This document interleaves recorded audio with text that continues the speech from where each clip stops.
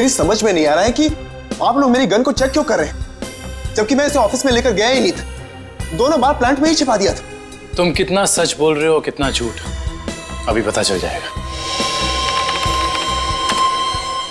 भैया तो मैच होती है।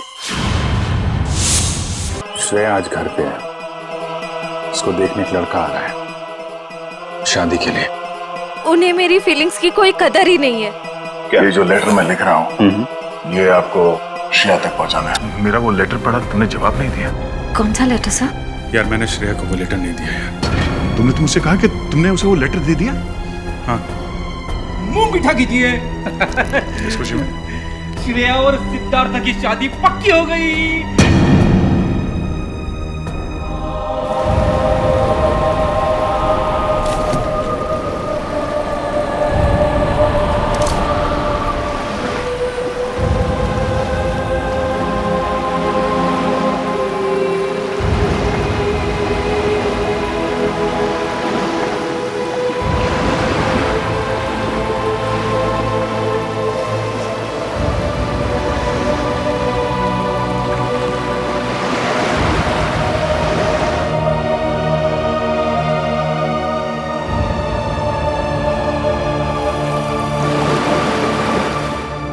सर बोलिए ना, क्या बात है? नहीं वो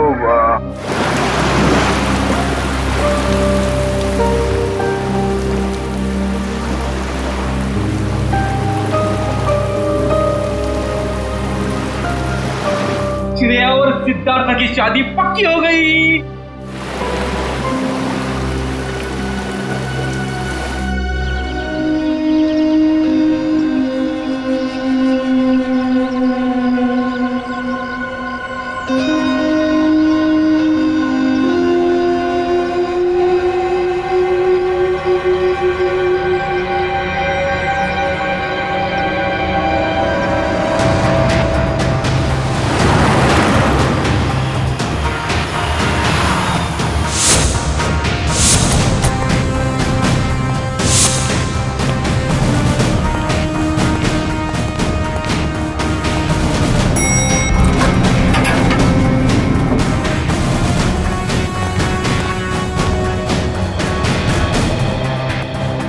कहाँ है लाश?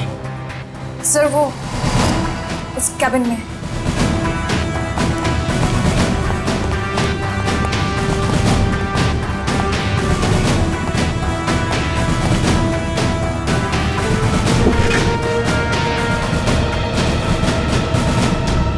सर एक गोली लगी है सीने में। देखो जरा शरीर से गोली बाहर निकलने का कोई निशान है क्या?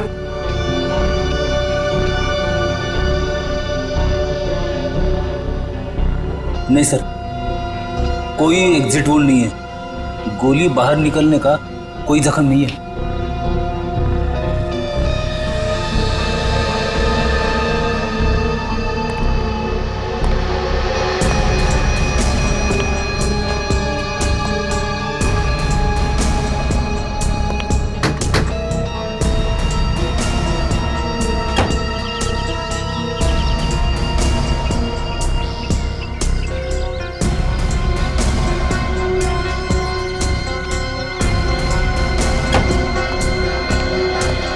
पूर्वी सर। लाश किधर? सर अंदर आइए सर।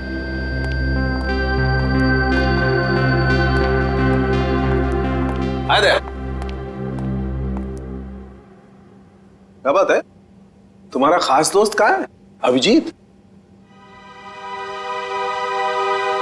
इस आदमी के शरीर में गोली लगी है और कोई एग्जिट वुंड नहीं है। सर कमरे को अच्छी तरह से चेक करो। Excuse me. हाँ प्लीज प्लीज।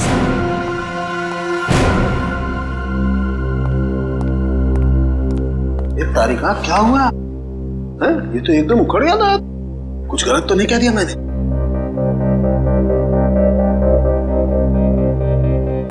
कैसे हुआ ये सब? हमें नहीं पता है सर। क्या नाम है आपका? जी श्लोक। कितने लोग काम करते हैं यहाँ ऑफिस में? कोई 20-22 लोग। 20-22 लोग।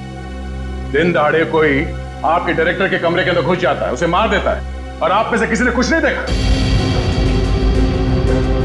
सर मैं आपको सिर्फ इतना बता सकता हूँ कि जो कुछ भी हुआ है वो 1:30 से 2 के बीच हुआ होगा। खून किसने किया वो आप नहीं जानते। खून कितने बजे हुआ ये आपको मालूम है? हाँ सर, क्योंकि सर के केबिन का दरवाजा 1:30 से 2 के बीच अपने आप लॉक हो जाता है। क्यों लॉक हो जाता है? वो तो नहीं पता, सर ने ऐसे ही बनवाया है। तो क्या करते क्या थे कैबिन में 1:30 से 2 के बीच? सर हो सकता है कि वो अपने वाइफ से बात करता हो और नहीं चाहता हो कि कोई उसे डिस्टर्ब करे। नहीं सर, सर शादीशुदा नहीं थे। तो फिर करते क्या थे वो? हाँ? पूजा करते थे, खाना खाते थे, क्या करते थे? सर वो घर से खाना खा के आते थे। और ये कैबिन का दरवाजा हर रोज ऐसे ही बंद होता था? जी सर। जी सर। तो फिर आज उसी दौरान उनका खून हुआ, ये आप लोग कैसे कह सकते हैं? सर ये शालिनी है। सर इनको अंकुश सर से मिलना था, ये दौड़ते हुए उनके केबिन में गए, लेकिन अरे शालिनी, तुम भाग के कहाँ जा रही हो? सॉरी रचना, वो बॉस से कुछ अर्जेंट काम है मुझे। सर से मिलने जा रही हो? लेकिन अभी तो 1:30 बजने वाले हैं, केबिन बंद हो जाएगा उनका। पता है, इसलिए तो जल्दी जा रही हूँ। Excuse me.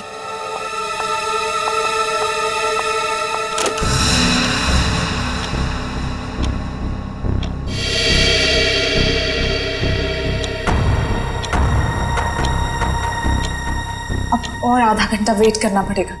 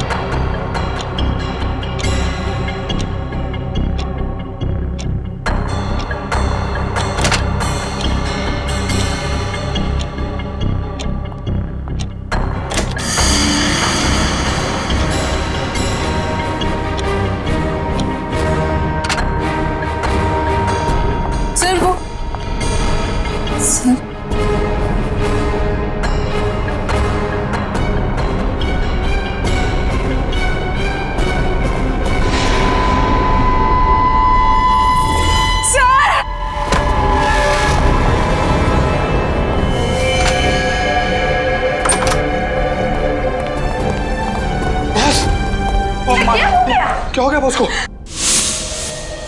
तो इसीलिए आप लोगों का मानना है कि दरवाजा बंद होने के बाद उनका खून हो? हाँ सर।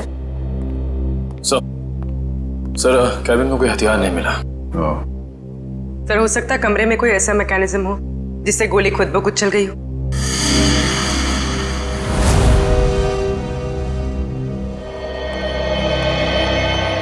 डॉक्टर साहब, ये खूनी कहाँ खड़ा होगा जब उसने गोली चलाई? ये देखो, यहाँ टेबल पर खून के छींटे पड़े हुए हैं। इसका मतलब साफ है खूनी वहां खड़ा था जब तुम खड़े हो। और ये अंकुश यहाँ था। सामने से खूनी ने गोली चलाई जो अंकुश के सीने में आकर के लगी और गोली लगते ही अंकुश यहाँ जमीन पर गिर गया। और अगर गोली किसी मैकेनिज्म से चलाई गई है तो मैकेनिज्म इसी लाइन में होनी चाहिए। बिल्कुल। रेडी निखिल, जरा देखो कोई मैकेनिज्म दिखता है क्या? मैकेनिज्म? हाँ, जिस वक्त अंकुश की मौत हुई उस वक्त ना कोई कमरे में बाहर से अंदर आया और ना कोई अंदर से बाहर गया। आप लोगों को पता है कि मौत कितने बजे हुई? हाँ, ऑफिस स्टाफ का कहना है कि दोपहर को 1:30 से 2 बजे के बीच। सही है। रायगर मोर्टिस लाश की जकड़न भी यही बता रही है।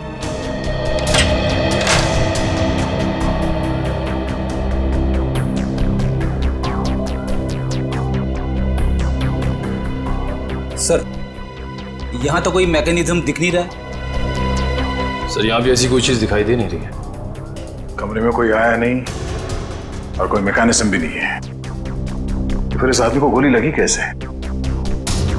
कि ऐसा तो नहीं कि ये दरवाजा लॉक होने से पहले इसे गोली लगी हो? एक बात बताइए, आप में से किसी ने ये दरवाजा बंद होने से पहले अंकुश को जिंदा देखा था? No sir. नहीं सर।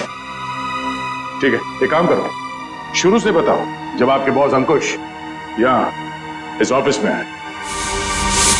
सर वो बहुत परेशान थे और उन्होंने कृतिका को अपने केबिन में जी बुलाया। Okay sir, okay. रचना, क्या हुआ? बॉस बहुत ज्यादा गुस्से में है, कृतिका को अंदर बुलाया है।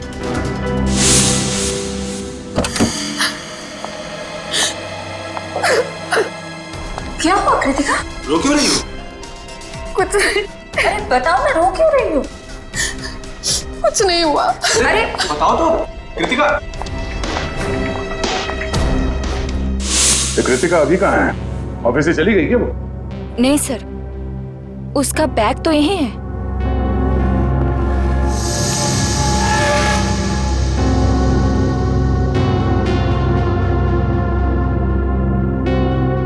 जब कृतिका कैबिन से बाहर निकली तब अंकुश जिंदा था? हाँ सर। उसके बाद कौन गया कैबिन के अंदर?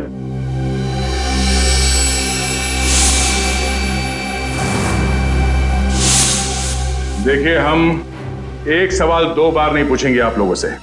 हम यहाँ ये पता करने की कोशिश कर रहे हैं कि आपके बॉस का खून किसने किया, और इसके लिए हमें आपके सहयोग की जरूरत है। और आपके ऐसे चुप रहने से कुछ हासिल नहीं होगा, इसलिए बताइए, कृतिका के बाहर आने के बाद अंकुश के कैबिन में कौन गया था? सर, त्र्यंबक, रचना और मैं। उस वक्त कितने बजे थे?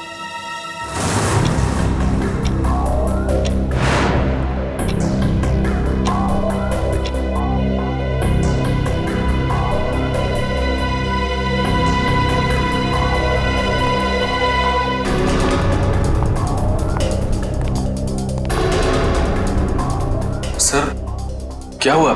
आपने हमें बुलाया? ये पूछो क्या नहीं हुआ है। क्या सर, क्या नहीं हुआ? ईमानदारी नहीं हुई, वफादारी नहीं हुई। सर, हम कुछ समझे नहीं। देखो, तुम तीनों बहुत मुश्किल में हो। मुश्किल में? हाँ, मुझे ये पता चला है कि तुम तीनों में से कोई एक हमारे डिजाइन्स कॉम्पिटिटर्स को बेच रहा है। नहीं सर, हम ऐसा नहीं कर सकते। हाँ सर, मुझे तो ये भी नहीं पता कि हमारे कंपटीटर्स है कौन। मेरे पास सबूत है और मैं तुम तीनों को जेल भिजवा सकता हूं, लेकिन मैं ऐसा नहीं करूंगा। चुपचाप शाम के 5 बजे तक मुझे बता दो वो आदमी कौन है। हाँ, उसकी नौकरी तो नहीं रहेगी, लेकिन उसे मैं जेल जाने से जरूर बचा लूंगा। लेकिन सर, हम लोग। मेरे पास ज्यादा समय नहीं, जितना मैंने कहा है उतना करो। तो कोई कंपनी के सीक्रेट्स बेच रहा था? हाँ? सर, अंकुश जरूर भड़का होगा इस धोखे से। कोई भी भड़केगा। बहुत तकलीफ होती है जब उसका कोई करीबी उसे धोखा देता है।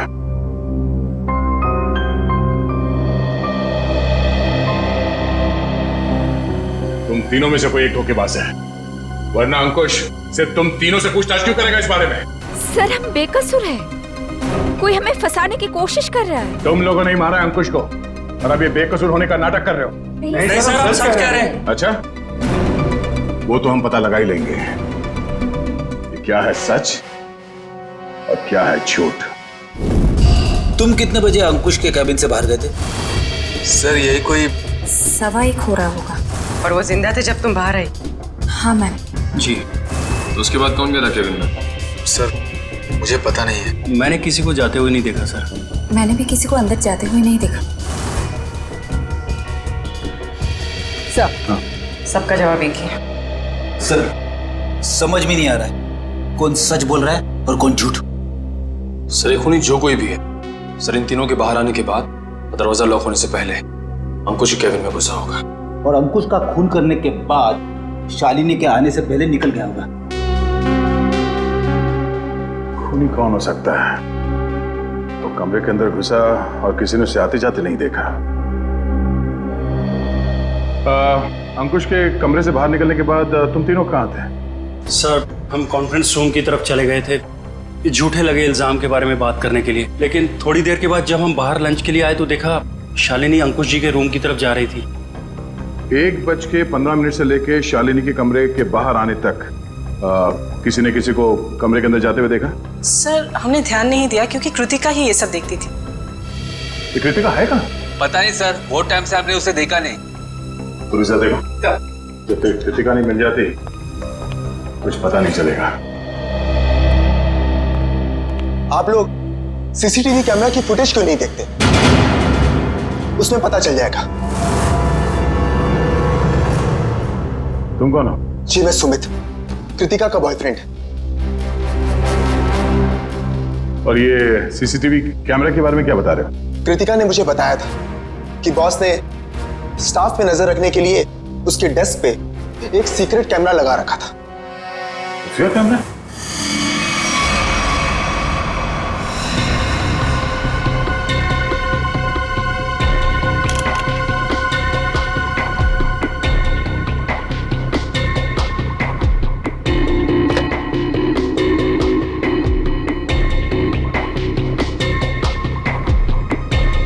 यहाँ पे तो कोई कैमरा दिख ही नहीं रहा है।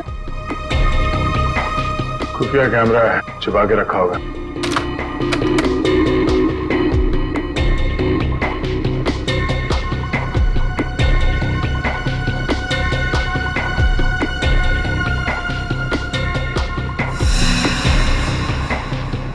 ये देखो,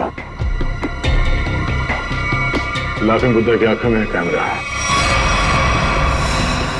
निखिल, पता करो इसका रिसीवर कहाँ है।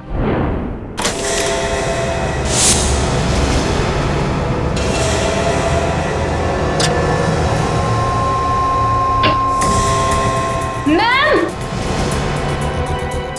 आशिका, मम्मी देखिए। अरे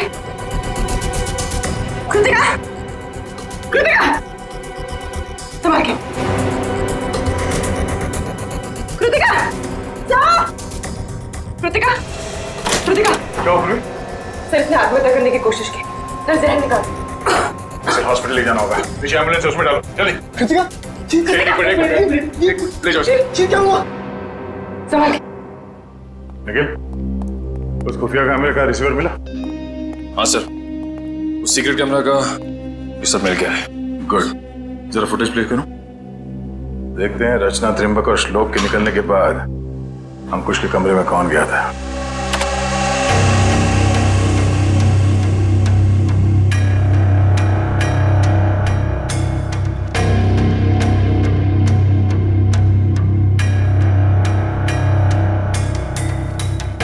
उन तीनों ने कृतिका के बारे में जो कहा था वो तो सही निकला। अब आगे देखते हैं।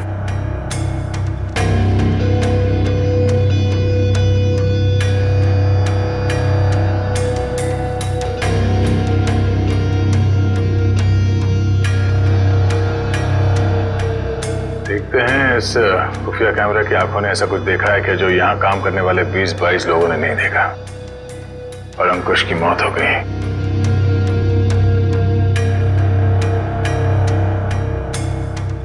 एक मिनट रुको सर, ये आदमी कौन है?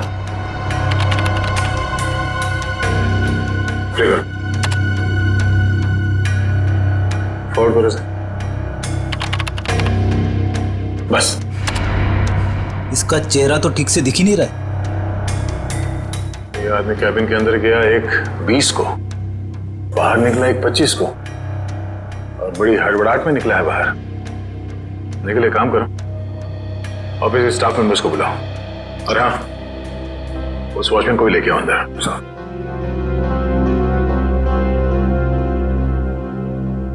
आइए सर।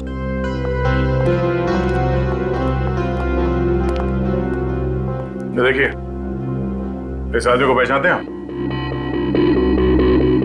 नहीं सर, हमने इन्हें कभी ऑफिस में नहीं देखा। तुम? नहीं सर, इससे पहले मैंने कभी इसे देखा नहीं। श्लोक? नहीं सर, मैंने भी इसे नहीं देखा। वॉचमैन, तुम तो एंट्रेंस में थे, तुमने तो देखा होगा साथ ही जाते। हाँ, पहचानते हो कौन है? नहीं सर, मैंने इसे कभी नहीं देखा। अरे तो फिर ये अंदर आया कैसे? उड़ के आया क्या? मेरा एक फोन आया था, मैं 5 मिनट के लिए थोड़ी दूर चला गया था, शायद ये तब आया होगा। अच्छा, निखिल, एंट्रेंस में जो कैमरा है उसका फुटेज चेक करो।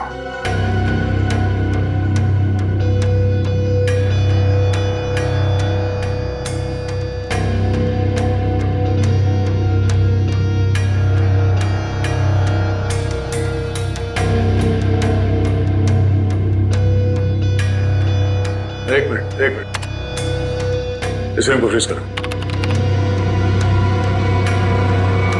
ये सुमित, कृतिका तुम्हें कुछ नहीं होगा, जल्दी चलो। आई तुम्हें कुछ नहीं होगा कृतिका, तुम ठीक हो जाओगे। संभल के।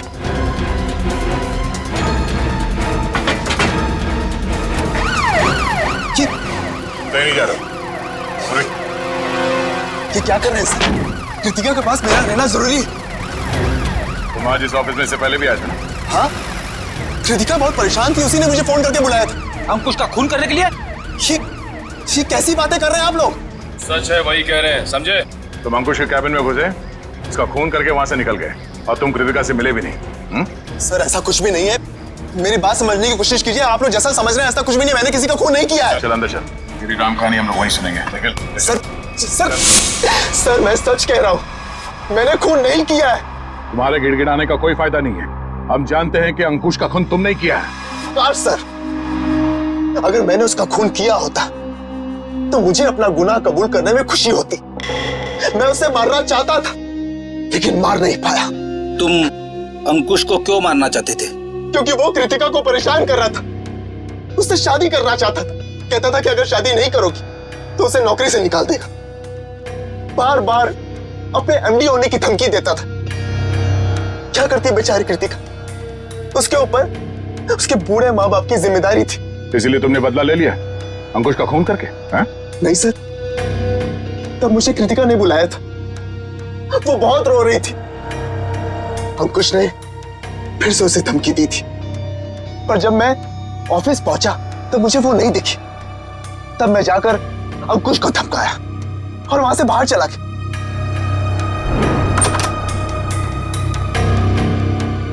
कौन हो तुम? बहुत हो गया अंकुश, कृतिका से दूर रहना, वरना क्या करोगे? जान से मार दूंगा तुझे।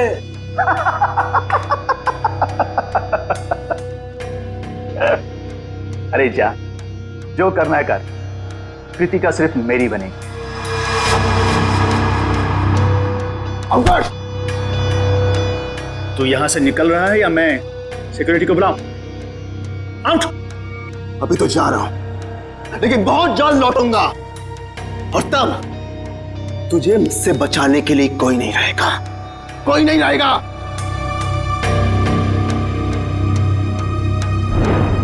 हमारे पास सबूत है, तुम 1:20 में अंकुश के कमरे के अंदर गए थे और ठीक 1:25 को बाहर निकले थे। क्यों?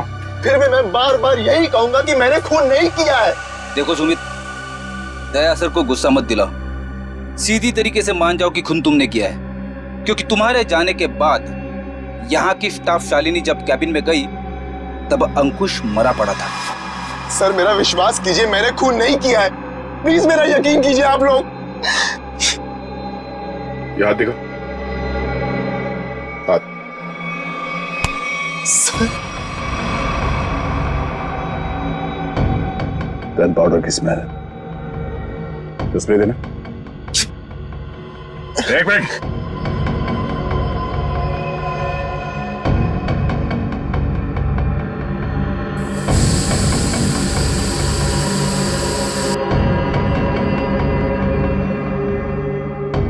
तुम्हारी उंगलियों पे गन पाउडर है, इसका मतलब है हाल ही में तुमने गोली चलाई है।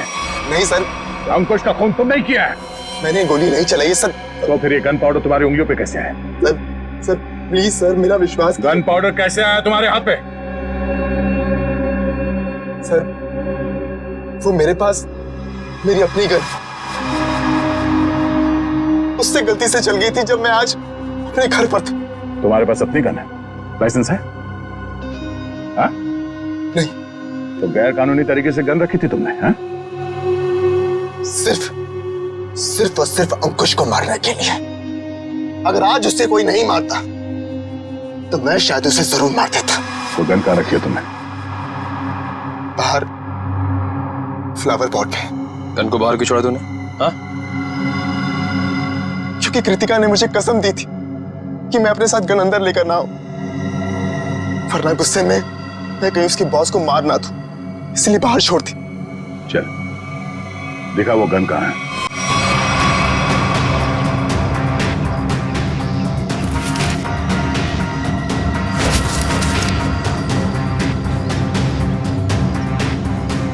ये तुम्हारी गन? हाँ सर।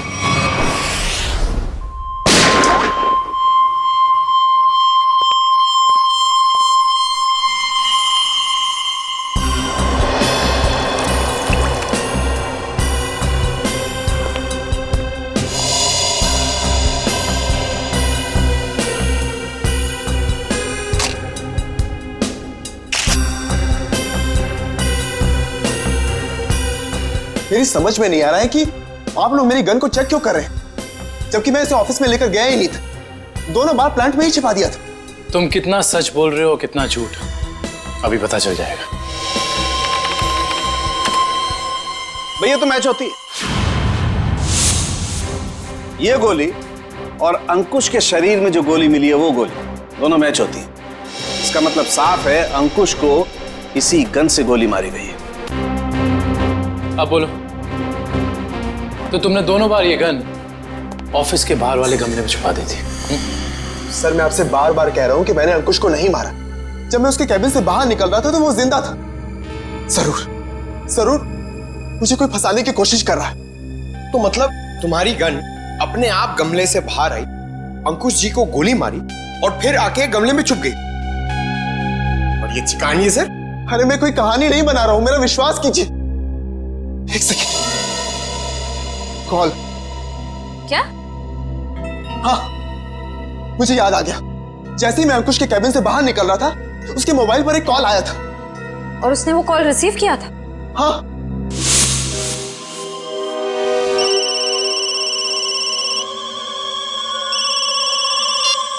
हाँ बोल। पंकज, अंकुश का मोबाइल चेक करो। सर, अगर अंकुश ने ये कॉल रिसीव किया है तो शायद वो तुम्हारे निर्दोष होने का सबूत हो।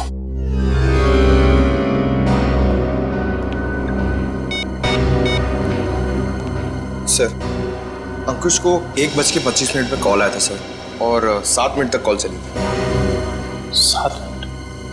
1:25 को कॉल आया था। दरवाजा बंद होता है ठीक 1:30 बजे, यानी कि दरवाजा बंद होने के 2 मिनट बाद तक ये कॉल चला। सर शायद वो जिंदा था। पंकज, इस नंबर पर कॉल करके चेक करो कि वाकई इस आदमी की अंकुश से बात हुई थी कि नहीं।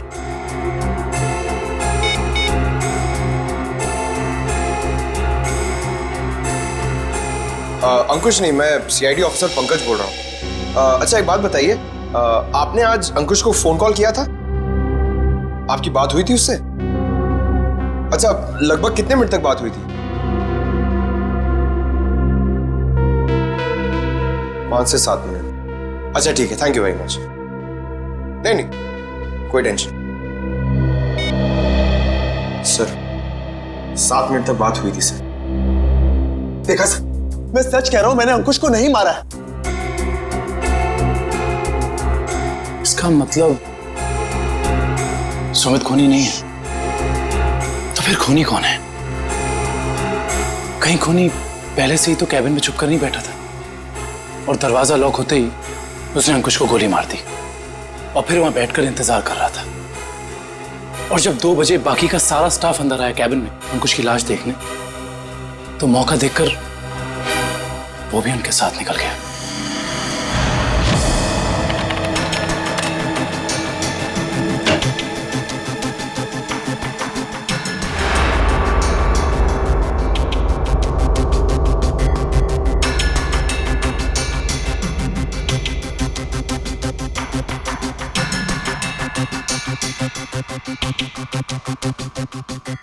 ये देखिए सर, शालिनी के चीखने के बाद जो 6 लोग कैबिन के अंदर आए थे वही 6 लोग कैबिन से बाहर गए। इसका मतलब है कैबिन के अंदर कोई छुपा हुआ नहीं था। कैबिन के अंदर कोई छुपा हुआ नहीं था इस दरवाजे से कोई अंदर नहीं आया है और अंकुश इस कमरे में अकेला था जब ये दरवाजा बंद हुआ। तो इस कमरे के अंदर आने का इस दरवाजे के अलावा सिर्फ एक ही रास्ता है, वो है ये खिड़की।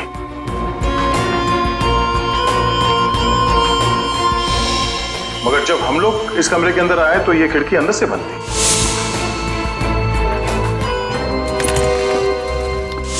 तो अगर हम ये मान के चले कि कोई इस खिड़की के जरिए अंदर आया है तो नीचे से ऊपर आना तो बहुत मुश्किल है और किसी ने तो देखा ही होगा उसे ऊपर आते हुए। दूसरा रास्ता बचता है ऊपर टेरेस से।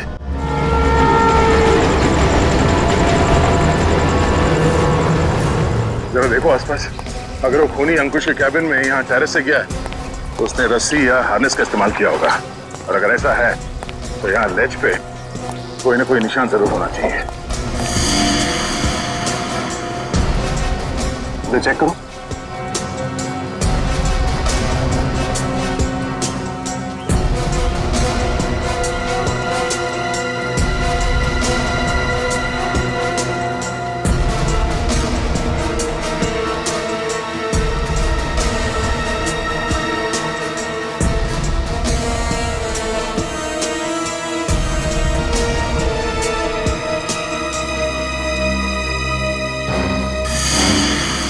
ये देखो, यहां पर निशान है। ये निशान, उसने रस्सी को यहां से बांधा और यहां से नीचे उतरा। क्योंकि ठीक नीचे यहां पे अंकुश का ऑफिस है। और फिर रस्सी सपोर्ट के लिए शायद वहां उस पे बांधा होगा। ये देखो, रस्सी के घिसने का निशान है यहाँ पे। इसका मतलब है उसने रस्सी यहाँ इस पाइप पे बांधा और वहां से नीचे अंकुश के कैबिन में गया। कमाल है सर, खूनी इतना कुछ करता रहा लेकिन किसी ने उसे देखा तक नहीं। खूनी ने जिस तरीके से मेहनत की है खून करने के लिए, उससे तो साफ साफ दिख रहा है सर उसके दिल में कितनी नफरत भरी पड़ी थी अंकुश के लिए। ये पता करना पड़ेगा कि वो है कौन जिसे अंकुश से इतनी नफरत थी और उसे ये भी पता था कि अंकुश के कैबिन का दरवाजा 1:30 से 2 बजे के बीच बंद होता है। वो ना हो ये कोई ऑफिस का ही आदमी है।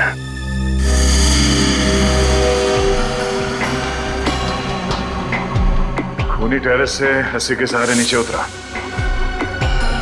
और फिर खिड़की के रास्ते कैबिन में आया। लेकिन आपने तो चेक किया था, खिड़की अंदर से बंद थी जिसका बाहर से खुलना नामुमकिन था। एग्जैक्टली फ्रेडी, इसका मतलब है खून होने से पहले खूनी ने या उसका साथ देने वाला कोई ना कोई इस ऑफिस में था जिसने छुपके से ये लैच, खिड़की का लैच खोल दिया ताकि इसे बाहर से खोल सके। फिर सर खूनी ने खिड़की को अंदर से लॉकअप किया। ये शायद तब हुआ होगा जब ऑफिस के बाकी के स्टाफ मेंबर्स अंकुश की लाश देखने के लिए कैबिन के अंदर घुसे।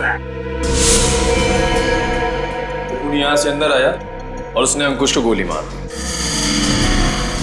गोली चलने की आवाज नहीं आई, शायद गन पे साइलेंसर लगा हुआ था। और फिर अपना काम करने के बाद खूनी वापस इस खिड़की से ऊपर चला गया। मगर खूनी ने एक गलती कर दी। वो क्या सर? लैच। जब उसने खिड़की खोलने के लिए ये लैच ऐसे खोला होगा, जाहिर सी बात है उसने ग्लव्स पहनने की तकलीफ नहीं की होगी। इसका मतलब खूनी के उंगलियों के निशान उस लैच पे है। हाँ फ्रेडी, और अब ये उंगलियों के निशान ही हमें खूनी के गर्दन तक ले जाएंगे।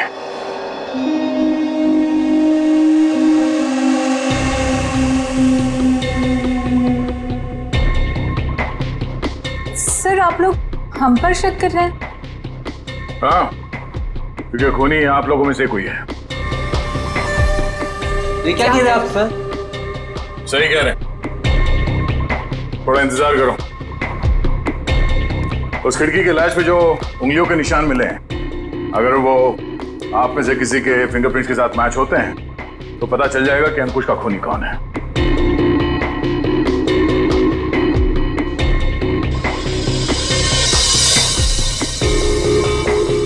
ठीक, आप जाइए, आप आइए।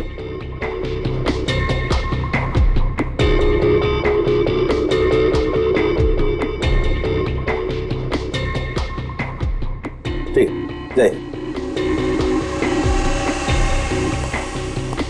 दया, इन सब लोगों के फिंगरप्रिंट्स तो ले लिए, अब जरा इन्हें मैच करके देखते हैं।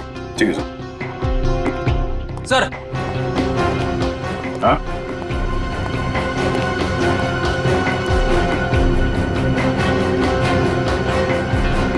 खूनी ने टेरेस से नीचे उतरने के लिए जिस रस्सी का इस्तेमाल किया था वो रस्सी कहीं मिल नहीं रही है। अच्छा, रेडी? वो रस्सी यहाँ ऑफिस में होनी चाहिए। ढूंढो, देखो कहाँ है वो रस्सी। सबसे बड़ा सबूत है, इस फिंगरप्रिंट से भी ज्यादा बड़ा। अगर वो रस्सी मिल गई तो समझ लो खूनी अपने आप अपने हाथ आ जाएगा।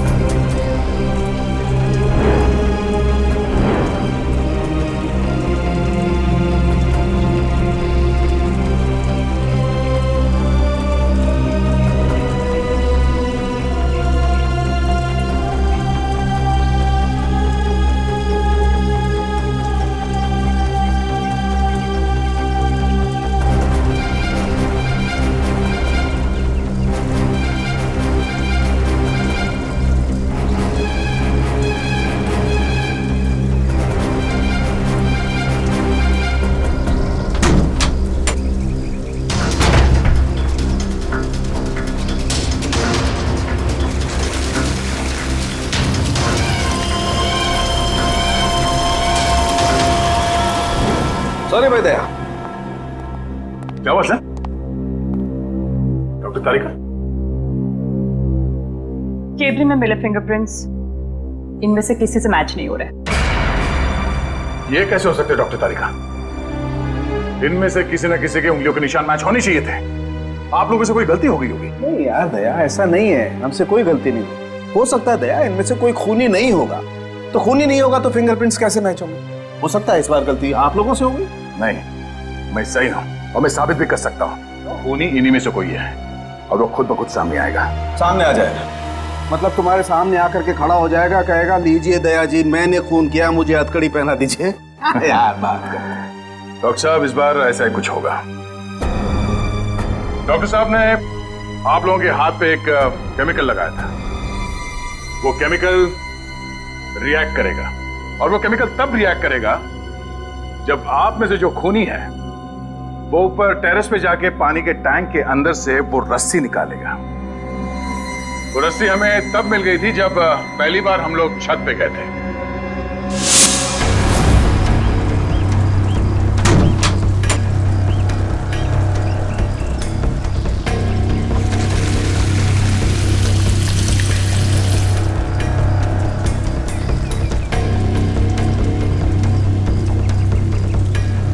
पूरी तैयारी के साथ आया था।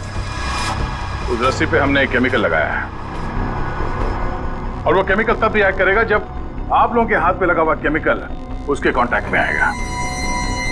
आप लोगों के हाथ चमकने लगेंगे अंधेरे में।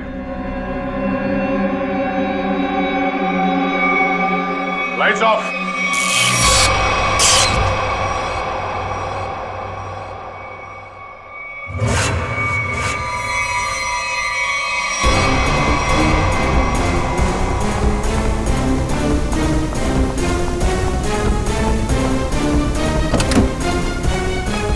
बस बहुत भाग लिया, अब और नहीं।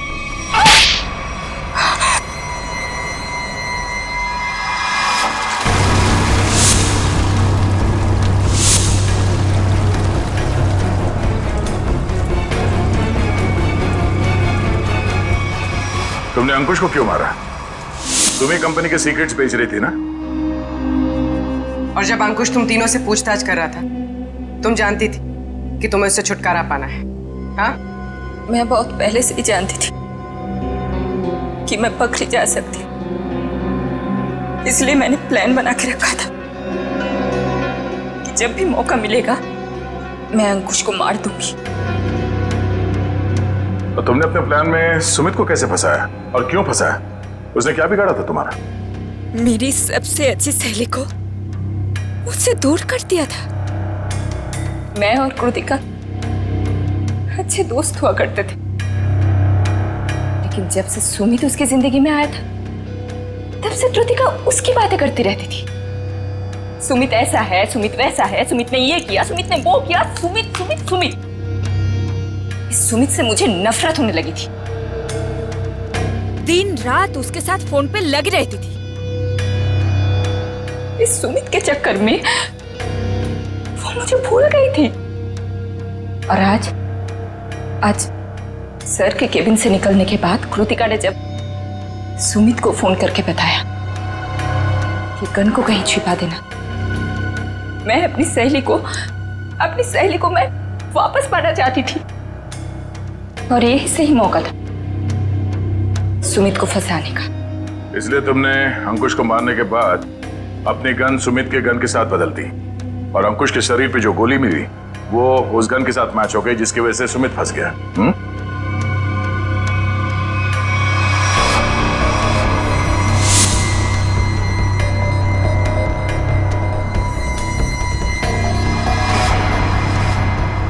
और जब अंकुश अपने कैबिन में तुम तीनों पे भड़क रहा था, उस वक्त तुमने चुपके से उस खिड़की का लैच खोल दिया।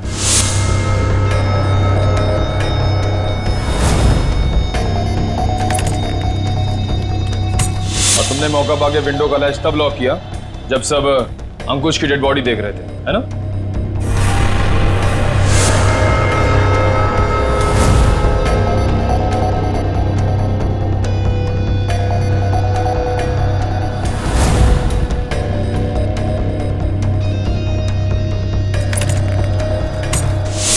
तुम्हें कैसे मालूम कि सुमित के पास कौन सी गन है?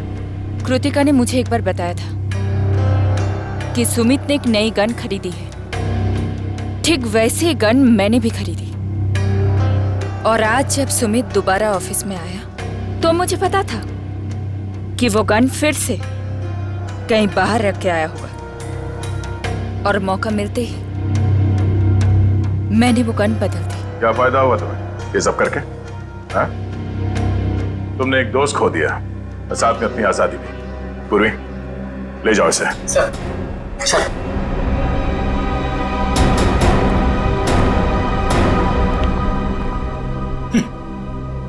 लोग भी दोस्ती में क्या क्या करते हैं सर। हाँ फ्रेडी, कुछ तो पीठ पे छुरा घोंपते हैं।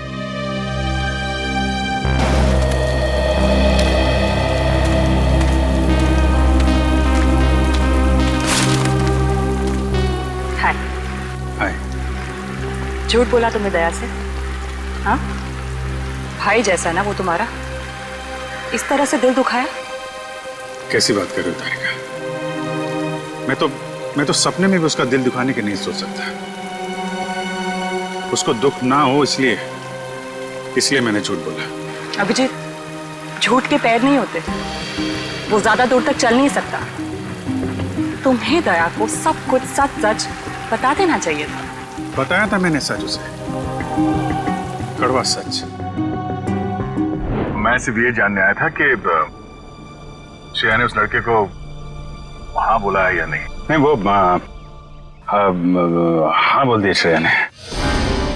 लेकिन जब मैंने दया का चेहरा देखा, लगा जैसे किसी गोली ने उसके सीने को चीर दिया है।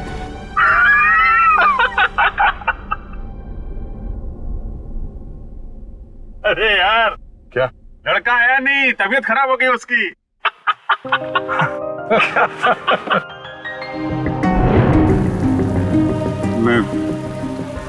मैं दया को इस हालत में नहीं देख सका। मैंने बात पलट दी। मैंने कहा कि मजाक था। सिद्धार्थ का परिवार तो आया ही नहीं। मैं जानता हूं ये गलत है तारिका, लेकिन ये गलत उस समय मुझे सही लगा। और दया का इतना इंपॉर्टेंट लेटर श्रेया को ना देना, ये भी तुमको सही लगा? क्या लगता है तुम्हें कि मैं जानबूझ के ये सब कर रहा हूं? मैं नहीं चाहता दया और श्रेया एक हो। दुनिया मुझे कुछ भी कहे, मुझे कोई फर्क नहीं पड़ता, लेकिन तारिका तुम मुझे गलत समझ रही हो। बहुत दुख हुआ मुझे, बहुत दुख हुआ। गया था मैं श्रेया के घर वो लेटर लेके। नमस्ते अभिजीत, तुम आओ अंदर आओ। श्रेया से थोड़ा काम था, वो है क्या? हाँ है, बैठो, मैं उसे बुलाती हूँ, बैठ जाओ।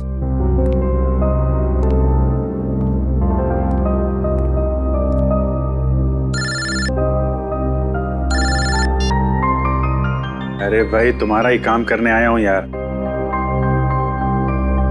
अरे भूल कैसे सकता हूं, लेटर है मेरे पास। अभी दिया नहीं है, जैसे ही श्रेया आती है ये लेटर उसके हवाले कर दूंगा। हैं? अरे यार थोड़ा तो सब्र रखो यार। हाँ मैं करता हूं। नमस्ते। अभिजीत, मैं तुम्हारे हाथ जोड़ता हूं, तुम दया का कोई भी लेटर श्रेया को नहीं दोगे।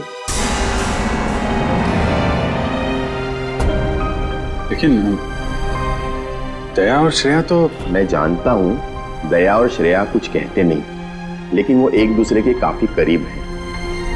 मगर मैं अब नहीं चाहता हूं कि श्रेया अपना फैसला बदले। ये तो दोनों के साथ ज्यादती होगी। आप... अभिजीत, मैं मजबूर हूं। मैंने पिछले साल सिद्धार्थ के पिता से एक बड़ी रकम उधार ली थी, जो मेरे अलावा मेरे घर में कोई नहीं जानता। और अगर श्रेया ने इस शादी से इनकार किया तो वो लोग सारे पैसे वापस मांग सकते हैं, जो मैं अभी देने की स्थिति में नहीं हूं। लेकिन अंकल, ये तो श्रेया की जिंदगी का सवाल है। तो मैं क्या करूं? इतने पैसे कहां से लाऊं? श्रेया की मां को हार्ट प्रॉब्लम है। तुम लोगों की जरा सी गलती हमें प्रॉब्लम में डाल सकती है।